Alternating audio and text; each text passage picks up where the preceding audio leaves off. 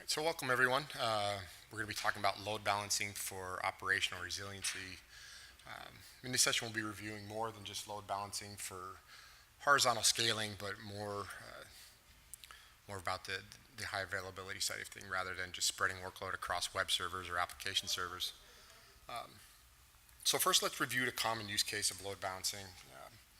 I'm going to be providing a lot of examples today. I'm going to be using AWS as the example, but it's certainly not limited to Amazon. Just applies to Azure or on-prem if you're using F5, Citrix, NetScaler. Principles are exactly the same. They just call them slightly different things, and they might have different semantics on how to implement these things. So in this example here, we have a load balancer or an ELB representing a single virtual IP address, or aka a VIP, to the user or client workstations and distribute workloads across multiple machines in a server pool. Very simple. It's a great model, especially in cloud environments or even on-prem, where you can scale up and down your resources elastically as you need it, based on your workload demands. During peak hours, say from 8 a.m. to 2 p.m., you need 8 web and app servers. At night, you only need maybe 1 or 2, and you can elastically adjust your resources. So using InterSystems technology as part of the CSP gateway, the load balancer will redirect traffic only to servers that are responding to the health check status page. In this case, it's going to be the server status.cxw page. So in this model, the operational resiliency is the traditional sense of horizontal scaling. Nothing new, nothing exciting. So as we see here, server failed, no longer responds to the server status health check. Load balancer just pulls it out of the pool. No harm, no foul. Users that may have been connected to that will just be prompted to either log back in again, or they'll automatically be redirected to a surviving app server. So nothing new there. But now let's talk about the less common, or at least less common until now, on how load balancing can be used to support an automatic IP failover, especially when using our database mirroring technology in a cloud, especially in cases where the cloud doesn't support or doesn't allow you to change the IP underneath the covers. Typically, they don't like you doing that. They want to control the IP assignments and reassignments using their methodologies, and so we really don't want to step on that. So using load balancers and various status pages I'll be going into can help facilitate this instead. So to follow best practices in an Amazon deployment, failover mirror members should be split between 2 different availability zones. If you were here earlier today in Ray's session, he talked about splitting your resources for availability between 2 different availability zones. You can provide both HA and DR in this example here to a point. It's able to be considered DR because in AWS, each availability zone is a completely separate physical data center, each with their own resiliencies and all their core components. Although there was recently, as Ray mentioned in this session, an entire region has gone down, so things to be mindful of. The challenge with that is with a cloud provider, using our database mirroring to manipulate the VIP or the virtual IP address isn't possible for a couple reasons. One, again, they don't want you changing the IP address underneath the covers. But the availability zones won't allow you to stretch a subnet across the availability zone. So you're going to have 10.1 in one network and a 10.2 in another network. So even if you could manipulate the VIP, they won't allow you can't, just because of subnet rules. So here in this example, I have a virtual private cloud defined with 2 EC2 instances, 1 in each availability zone and 1 in another. Each are on 2 different subnets, one on a 10.10.1 and another on a 10.10.2. So how can we provide VIP-like capability in the cloud? So this brings us to using the Elastic Load Balancer to provide VIP-like capabilities. In this example I'm going to be showing here, we're going to use a single region with multiple availability zones. We'll get into more complex models a little bit later. In this scenario, we have a setup failover member along with the DR async mirror member. Each of these instances are launched in the separate availability zones. So in this case, I have 3 availability zones, A, B, and C, each on different subnets at 10.0.10, .11, and a .12 subnets. Again, we're only going to be focusing on a single region for this deployment, which is also a single VPC or virtual private cloud. So we create the load balancer with all 3 mirror members, and then we introduce a new status page. It's called the mirror status.cxw status page. So this is part of the CSP gateway. It's part of the product. This will check the presence for the virtual IP, or it will present the virtual IP address for the mirror set. The mirror status page will only return success to the mirror member that is actually the acting primary mirror member at any given time. So in this case, we're using a load balancer. It has a server pool of 3, but only one of them will ever receive active connections to it. So here in this case, only mirror member A, or the 10.10.0 subnet database mirror member will be responding. So any traffic to that VIP we present from the internal load balancer, all traffic will be directed to it. The other ones will continue to be database mirror members as they would normally be. Mirror member B is a synchronous failover member, and then down here in availability zone C, the DR async mirror member is there for promotion to become a primary mirror member should either of the failover mirror members no longer be available.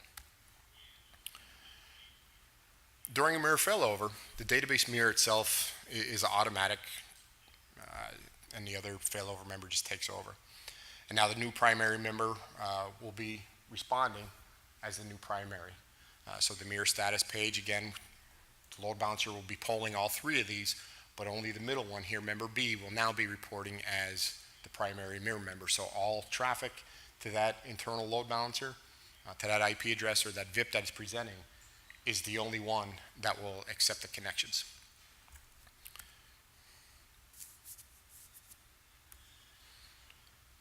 So to continue on to a DR scenario, should both the primary and the backup failover member fail and only the DR async mirror member remains, failover is not automatic, and this is by design, and this is standard operating procedure for DR async mirroring because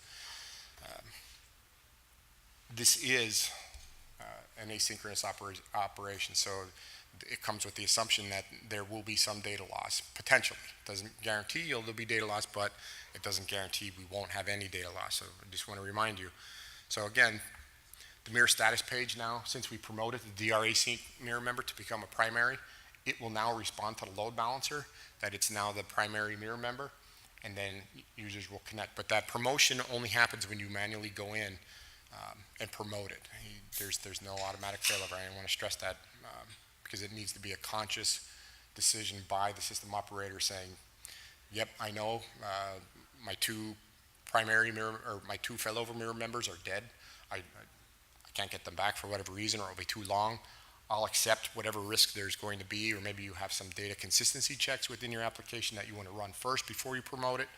Once you promote it, then the load balancer will start reporting as the primary mirror member to the load balancer, and then traffic again will continue to connect to only the primary mirror member. And all the while, you don't have to touch the client IP address. At this point, your connectivity is only ever to one IP address from the user or the client workstation standpoint. So there's no changing of DNS entries or flushing DNS caches or anything like that. So we discussed the capabilities of a simple failover mirror with automatic IP failover, single cloud region, or really any deployment that doesn't allow for a single subnet for the mirror pair or allows for mirroring itself to manipulate the virtual IP. So again, what we're looking at here is we're showing Amazon as an example, but this applies to any cloud deployment, and even in your own environment. Say you have an on-prem deployment, you have 2 data centers, maybe 5-10 miles apart, and you don't want to be stretching a subnet across it. The same principles could also apply here as well. But now let's couple together simple load balancing along with DNS-based load balancing using load balancers along with Route 53, which is the DNS-based service to redirect traffic as well to a given region. Please again, that AWS and the services mentioned here are just examples. Again, there's similar capabilities in Azure, and again with F5 LTM using their local traffic manager and the global traffic manager, or LTM and GTM. So this is just an example, and if you have alternatives or questions on other kinds, I'd be happy to talk with you on these. So just a little confirmation here first is the internal load balancer is limited or bound to a given VPC, which is bound to a region. When needing to go across regions, an added layer is going to be required. There are many different options available from the cloud, the respective cloud providers. Again, Amazon provides Route 53, Microsoft Azure provides Traffic Manager, and then there's, again, Citrix NetScaler, F5. So Route 53 is used as a switch to direct traffic to the current active data center. And Route 53 performs three main functions. It does domain registration, so it lets you register your domain, such as example.com. It provides your DNS services, where it translates your friendly domain name like www.example.com into IP addresses like 192.0.2.1 or whatever you want to use as your internal addressing scheme. And then Route 53 will respond to DNS queries using a global network of authoritative DNS servers to reduce latency. So that way, wherever your client connections are to, they'll go to wherever the shortest routing distance is. So that way, if you have a global deployment, you don't have to come all the way back to US East or something like that if you have a global cloud deployment. And then the third thing that Route 53 provides is the health checking. So Route 53 sends automated requests over the internet to your application to verify that it's reachable, available, and functional. Now these are known as endpoints. So Route 53 works by making regular requests to each endpoint and then verifies the response. If an endpoint fails to provide a valid response, it's no longer a response to the DNS requests. Instead, it'll either report or return an alternative or any other available endpoint. This is the case with ELB within a given region, is that actually is the endpoint for Route 53. So instead of Route 53 pointing to individual servers or group of servers, it's going to be pointing to the elastic load balancer, and I'll show in a minute how this ties together with the status pages. So in this model, the user traffic is directed away from failing endpoints or endpoints that are not available or returning success to any queries to it. So behind the scenes, Route 53 works, makes regular requests to each endpoint and verifies the responses. If an endpoint, in this example here, provides a valid response, it will send traffic. It is no longer included if it's no longer getting a response from its endpoint.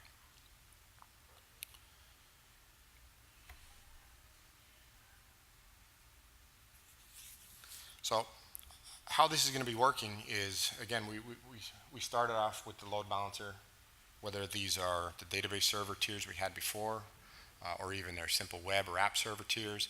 Traffic won't respond to them unless they're getting a response from the mirror status.cxw page. So in our example before, if we have a complex scenario where we have two failover mirror members and then say 3 or 4 or 2 or however many DRE sync mirror members that are spread across multiple regions, they're only going to get an answer to an endpoint, which is the ELB, by whoever's reporting the active service at that point. So Route 53 will only send it to the ELB.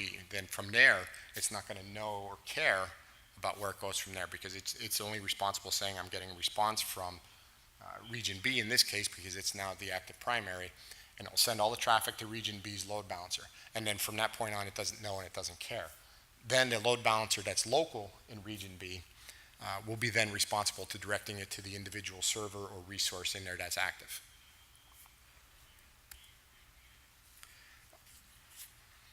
Okay, so far we've discussed the resiliency at the database layer and providing failover mirroring with the automatic, VIP-like failover.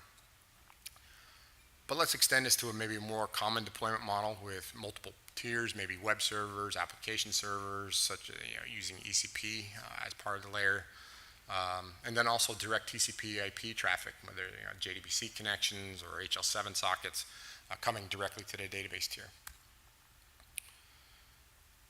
So to tie this all together in a fully resilient deployment model using both the cache status page and also the mirror status page, health check as part of the CSP gateways. So in this model, I have two load balancers defined. The topmost load balancers is a simple load balancing pool of web and app servers. And this is only using the cache status health check page. Resiliency is provided by having just simple, N+1 resources to allow continued operations should one of the web or app servers fails. Traditional, same simple stuff we've always had. The load balancer on the right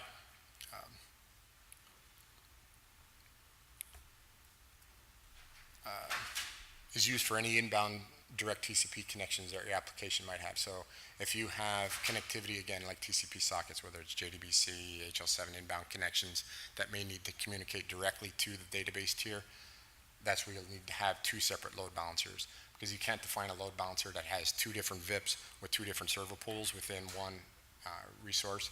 Within LTM on F5, you can create multiple contexts within it, but in the case of Amazon, you have to configure two different ELBs. So taking availability beyond a single region, we need to introduce the DNS-based load balancing. Again, we're going to be using Route 53, the services that provide this DNS capability. So in my example here, there are two different addresses presented, one for the front-end front-end application servers. This setup will present your application's web and app servers to be accessible in an active-active model across both data centers. Inclusive of, in this case, we got 4 different availability zones. One thing to point out is some applications may not be able to tolerate higher latencies from ECP clients across multiple regions. I'm just showing it here just for effectiveness of what you possibly can do.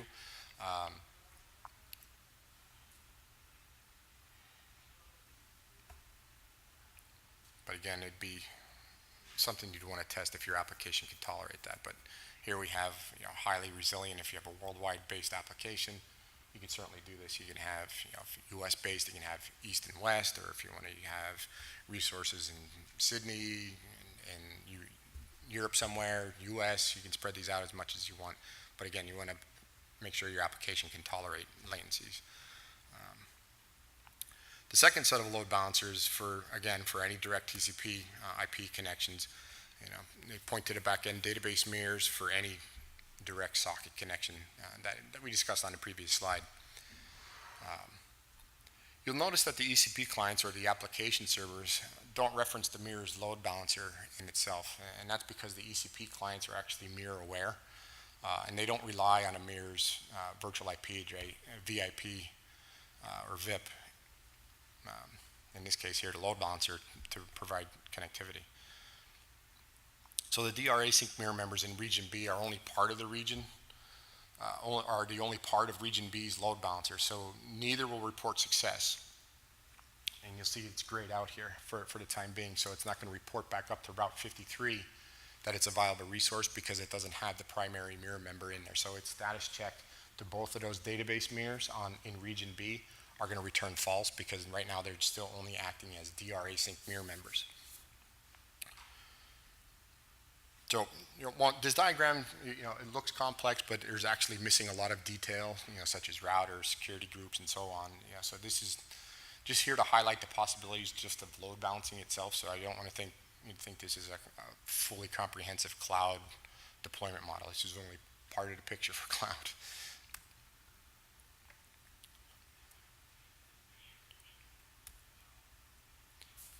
Now, in a failover scenario, let's show both data servers on region B failing for whatever reason. Something happened for whatever reason.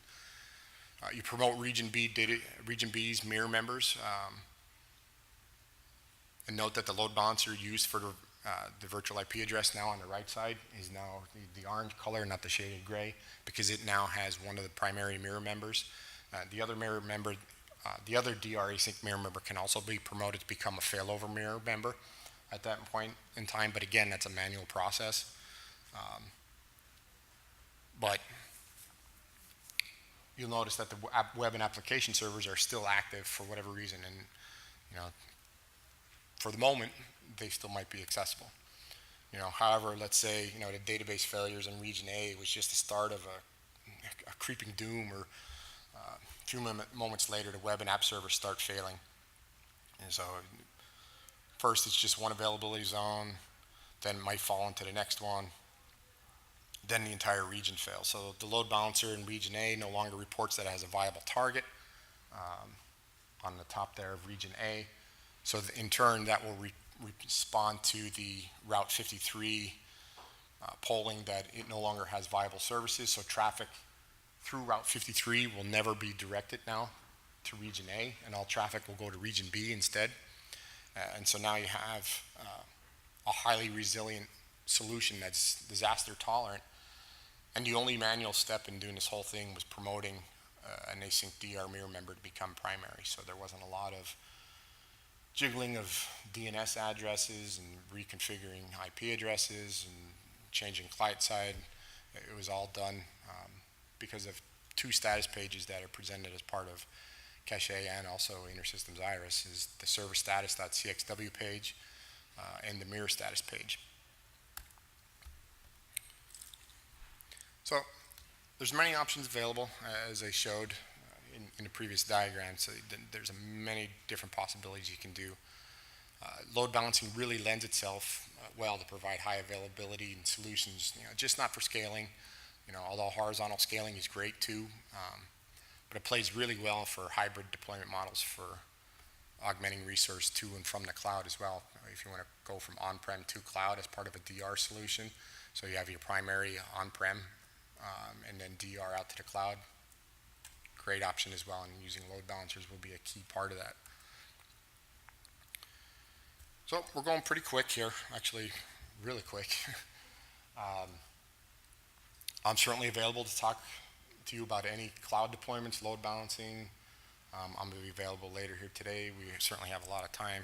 Are these slides available on the web or anything? They will be made available in the app. Yep, it's PDFs. So certainly, we'll make all the information available. I know I went at a really fast pace. I do better with questions, I swear. Do you find there's compatibility between the different cloud offerings? So can you do a DR async mirror on Microsoft's offering and then primary on Amazon's offering? Yeah, absolutely. The trick there will be establishing the connectivity to it. So you'll have to set up your VPN peering between the two different clouds for that to happen. But absolutely, it's not a problem. So you'd want to be cloud resilient. Absolutely. You pay for the bandwidth because cloud providers usually kill you pretty good on egress of outbound data traffic. Can you have more than 2 regions? Absolutely. Absolutely. You can have as many every region that they offer. Well, the limit there would be the number of DR async mirror members, which I believe is currently 6, is the maximum, I believe, but having 6 plus 2 copies of your data, I think that's more than enough. Any other questions?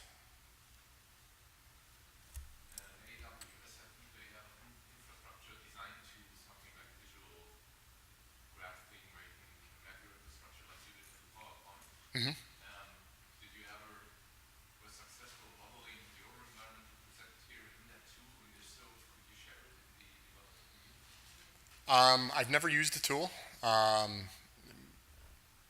you have to pay for it. No, it's free. Oh, it's free now? Just running the resources plus the AWS fee. Oh, see, I thought the cloud was a cloud formation or something like that. I thought it was a paid service to do that. No, but that'd be good. If it's free, I'd be more than happy to create, and I believe it will create the template, the JSON template for you. That's a great idea to create some, I don't want to call them reference architectures, but a starting template. I think there's value in that, absolutely. Yeah, and we'll post them out in the community. Great idea. That's similar to the Docker templates. Yeah, it'd be simpler or similar. Yeah, so there's ICM will create, they'll give you everything as part of the cloud manager. That'll create the Terraform scripts for you. Will provision not just the instances, it'll configure the load balancers and everything for you. So it'll be all built into Terraform. Sure. Anyone else? Yes, sir. In the scenario we mentioned earlier, where you have on-prem and cloud for your DR, Mhm. where would you have your load balancer for the DR? Would you have two load balancers that are mirrored together?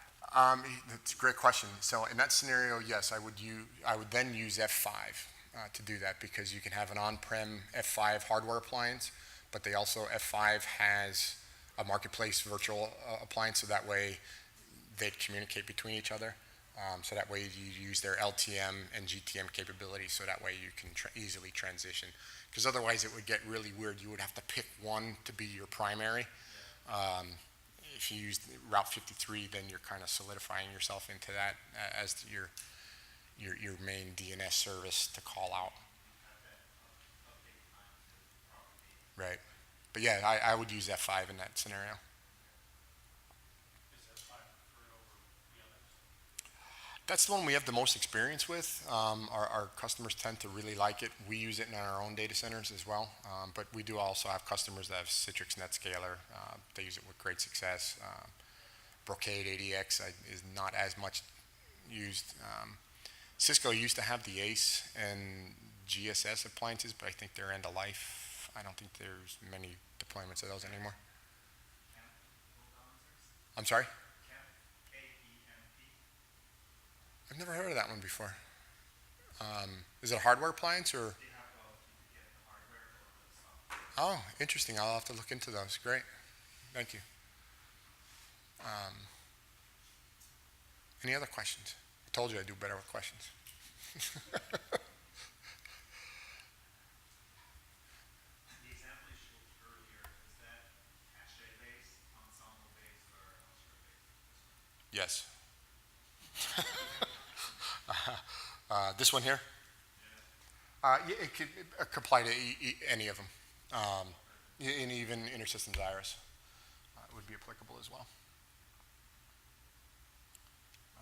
Because if you think, I don't know how much they've gone into InterSystems Iris and deployment models with the shard master and the multiple shards underneath. Your shard master would be presented would present the VIP in that scenario. And then it would know about all the shard members, the shard nodes underneath it, because it uses part of ECP as part of that protocol. And again, ECP is mirror aware, so it just, you don't need to worry about load balancing, putting a load balancer in for each individual shard. That's not required. That's all software. Yeah, it's built in as part of our software to know who's the mirror, because it'll know about all the mirror members, but it'll know which one is the primary mirror member. Anything else? All right, well, with that, thank you very much, and I hope you enjoy tonight and the rest of the conference. And I'm available by email. I'll be in the Tech Exchange most of tomorrow. You can reach me by email, Bolinsky@intersystems.com, or myself, or any of the other architects that might be in your region. Ray Wright, Tony Pepper, Murray Oldfield, Ken Takamura, and myself. We live and breathe this stuff all day. So with that, thank you.